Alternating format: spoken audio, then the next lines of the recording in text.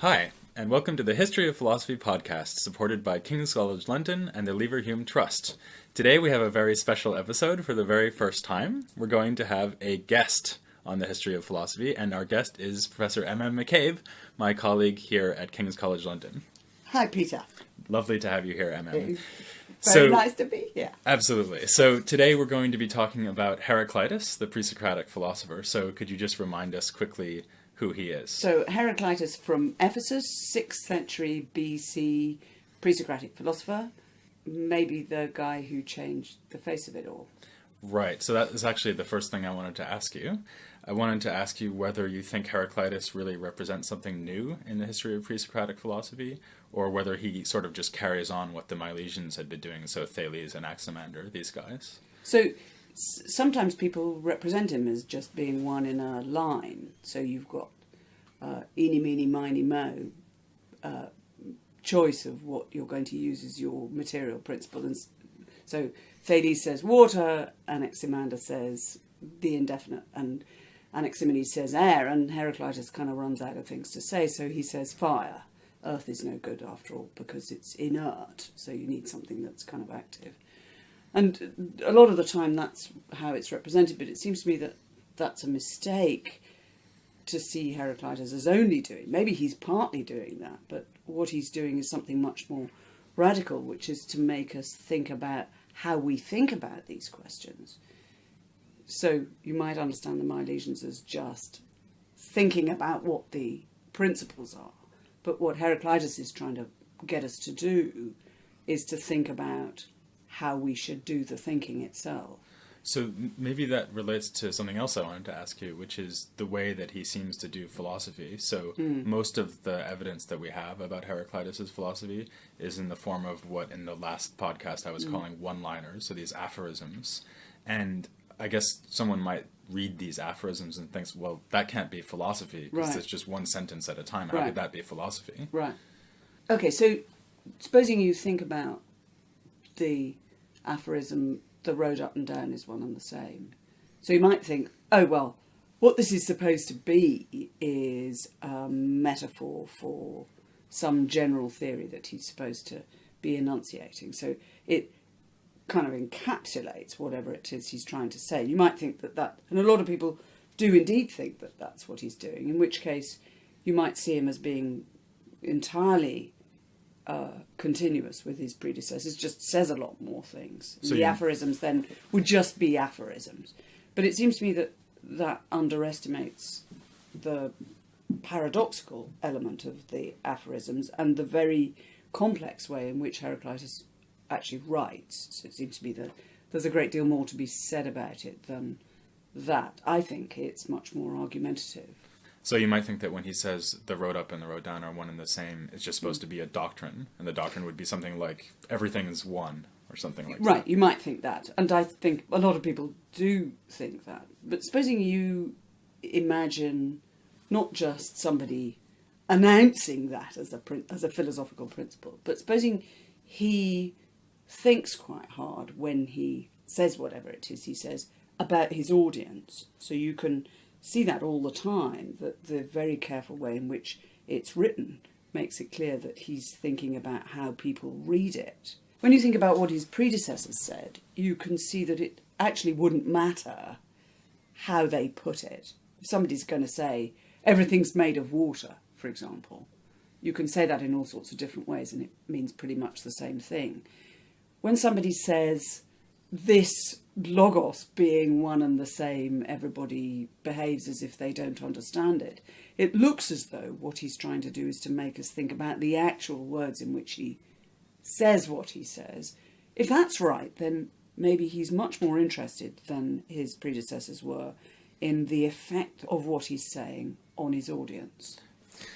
So could you maybe illustrate this? So let's just take as an example his most famous fragment, this thing about the river. So you can't step into the same river twice, or however it's put. Right. So how would that work as an argument as opposed to just an aphorism? The received wisdom is that there's only one river paradox, but in fact there are several. And one might be able to reconstruct something that looks much more like an argument if you suppose that we don't have to eliminate any of them. So supposing somebody comes along comes into the room and says, okay, and you're sitting there, and he says, well, you can't step into the same river twice. And you go, yeah, I can. Look, I did it yesterday. I can do it again tomorrow. And Heraclitus says it again, you can't step into the same river twice. And you think about it a little bit, and you say to yourself,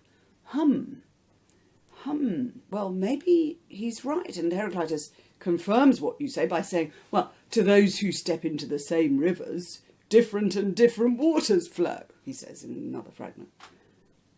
At that point, you might find yourself saying, oh, well, yeah, maybe I can't step into the same river twice. And you then end up feeling kind of anxious about whether there are any rivers out there. Then he might say, again, you can't step into the same river twice because in the same rivers different and different waters flow. And you understand that actually it is the same river, because he couldn't say that unless it was the same river, but it's a different river because of the different waters. Now, what have you understood? Well, you haven't understood anything particularly about rivers, but you've understood quite a lot about the way in which the qualification same river and the qualification different waters work. Okay, that's really interesting. So I guess the question that arises there, well, maybe there's a couple of questions. One is this supposed to be a general message to us about the nature of reality, if it's not just about rivers? And if it is supposed to be a general message, then is he sort of cheating? Because he picks these examples, right? There's the river, there's the road up and the road down, there's the seawater, which is poisonous and healthy. Right. So is he just cheating by picking these examples, or do you think that he can legitimately infer some general thesis about reality from this sort of argument? Right, so it might be that you think about the seawater fragment. The seawater is poisonous and healthy, poisonous for men and healthy for fishes. You might think that this is supposed to be an inference perhaps from the fact that seawater is poisonous for men and healthy for fishes, to the claim that seawater is somehow or other both poisonous and healthy, which looks kind of worrying.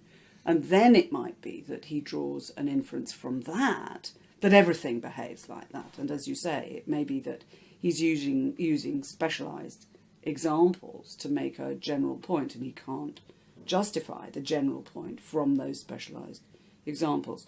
But you could turn it on its head. You could suppose that what he imagines is that you say something to yourself like, oh crikey, seawater is poisonous and healthy. That worries me because it's a contradiction, just like the road up and down. What happens when I stand on the road and the up and down is one and the same? Which way do I go? That kind of anxiety. So that the very practicality of the examples makes it see that once again, if he's speaking to an audience, the audience might go, oh goodness, I'm really in trouble here. And then what Heraclitus does is say, no, don't worry, because seawater is poisonous for men, but healthy for fishes. So you might think that what he's observing there is not so much some kind of awful conglomeration of reality, but something about the way we think about reality. So something about how we think, for example, about problems of the metaphysical and logical problems of contradiction. What is it for seawater both to be poisonous and healthy? What is it for a road both to be up and down? So that's I think interesting, because that would give him something in common with Parmenides, who also says that Parmenides will be the subject of next week's podcast, and Parmenides also says that most people's way of thinking about the world is beset by contradictions, and his philosophy will come along and resolve it. And so if you're right, actually Heraclitus and Parmenides, who are usually contrasted to each other, turn out to be doing something rather similar.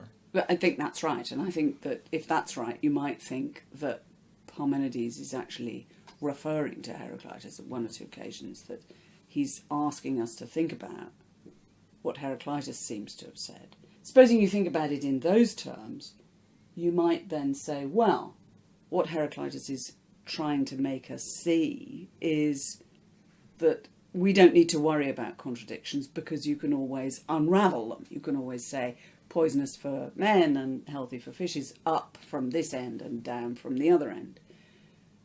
But he was often understood to be doing the reverse, and it may be that was upsetting Parmenides. So some of the tradition, Aristotle in particular, and maybe Plato too, has Heraclitus asserting that contradictions turn up without qualification. So think about the sea water again. I suggested that he might work on his audience by putting seawater is poisonous and healthy. Audience goes, oh crikey, can't bear it, help, help. And then Heraclitus helps them by saying poisonous for men, healthy for fishes. Might work the other way round. Supposing somebody comes along and says, oh, funny thing about seawater, you know, it's poisonous for men and healthy for fishes. And Heraclitus might then draw the inference, as sometimes he was thought to do, that seawater is contradictory, and so that the law of non-contradiction, as Aristotle suggested, might be somehow or other, in its qualified form, being denied by Heraclitus. Right. So I guess the question then, if we're thinking about the way Plato and Aristotle talk about Heraclitus, and especially Plato, is that whether you go from the contradiction to the resolution of the contradiction or the other way around, it still doesn't sound like he's obsessed with change. So one thing I'm wondering is why in Plato do we get this idea that Heraclitus is all about what's sometimes called flux, so this kind of radical change where nothing is ever the same from moment to moment? Because what you're talking about sounds more like contradictory principles that are true of the same thing at the same time. Right. There's an extra question there in the interpretation of Plato, because some interpretations of what Plato says has Plato saying that Heraclitus was interested in contradiction, not change, and that change is just an aspect of contradiction rather than the other way around. That's a possibility. A different possibility is that, of course, Heraclitus leaves these things open. So if I'm right about the way that he uses paradox by getting his audience to respond to what he's said. But if he's going to do that, then he does it by leaving them open, to go back to what you said about aphorisms, by saying, well, you can't step into the same river twice, ... and then all the work is being done by the audience. If that's right, then he can hardly complain if the audience interprets him in lots of different ways. And it's certainly true that there are lots and lots of fragments in Heraclitus that make one think that he does suppose that things are changing all the time. Whether they're changing radically all the time, so fast that we, as Plato complains, we can't ever even talk about them, seems to me to be unlikely. It doesn't seem to me that that is what Heraclitus's line is on change. He's much more, and if there are fragments, if I'm just going to look at a fragment now. So the obvious example is fragment 31, where he seems to be talking about cosmic change, and he talks about Earth changing into sea and being measured to the same logos. And it's very interesting that he uses the same word there, logos, as the word that he uses to introduce his whole theory. Something is going on in the play that he's making between different senses of logos, or different ways in which we might think about logos in different fragments that he's launching at us. So that goes back to something you were saying before about him actually thinking carefully about the way that he's presenting his own philosophy. Exactly. Right? So we're supposed to attend to the exact words that he's using. I think that's right. So, for example, there are 3 logos fragments one might think of. The first one where he says, this logos is always like this, but nobody pays any attention to it. So it looks as though what he's describing is what he's saying. The second one is fragment 31, where he's talking about what seems to be a regular and balanced way in which the changes between earth and water and are somehow or other managed or measured. The third one, brilliant fragment, says going after the limits of soul, you wouldn't find them even although you went along every road. Such a deep logos does it have. So you can use logos for what one might say about souls, what one might say about oneself, and never being able to reach the end of it. And then there's this other one, that the logos that he describes, that nobody's ever going to find out about. And then somehow or other, there's something that organises the measure of cosmic change. Now, between those, it can't be an accident. First, that he's asking us to think about how he writes. Second, that he's using the same word in all of those contexts to make us think about whether what we're looking at here is something inexhaustible, as it would be in the case of soul, or something that somehow or other properly balanced and measured and well organised. It's not terribly clear which of those we're supposed to think, or maybe we're supposed to think both. Maybe we're supposed to end up by saying, well, on the one hand and on the other, and the burden is put on the reader or the audience.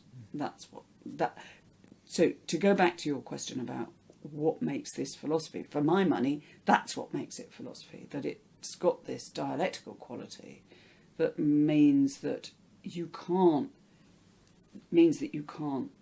read Heraclitus without engaging with him, or if you don't engage with him, then there's no point in reading it, as it were. So what makes it philosophy is not just that it's arguments, but that it's arguments with somebody, namely Yes. the person reading it. Exactly. That's nice. Exactly. I like that. And I think that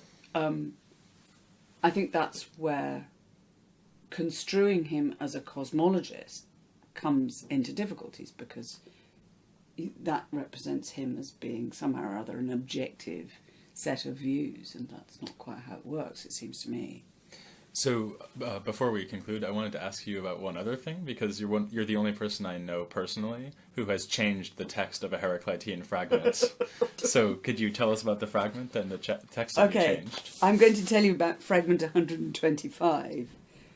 Fragment 125, the received version of fragment 125, it's about a disgusting Greek drink. The disgusting Greek drink is called a posset, which sounds kind of good thing, but it's actually rather nasty. It's oil and wine and sometimes cheese and bits of old grain. Yum. And the point about it is it's a bit like salad dressing. So you have to shake it in order to make it stick together, right? So the fragment goes like, the received version of the fragment goes like this, and the posset separates if it's not stirred. So people, I think, have been excessively taken over by images of James Bond when they think about this. So the idea is that it's the sort of object that you have to keep shaking it, otherwise it falls to pieces. The Greek of the fragment goes like this: kai hokukeon diistatai me kinumenos. Right, so that's how it looks. Now I think that that's not nearly as interesting as it could be, because the two central verbs are a verb about standing still and its opposite, a verb about moving.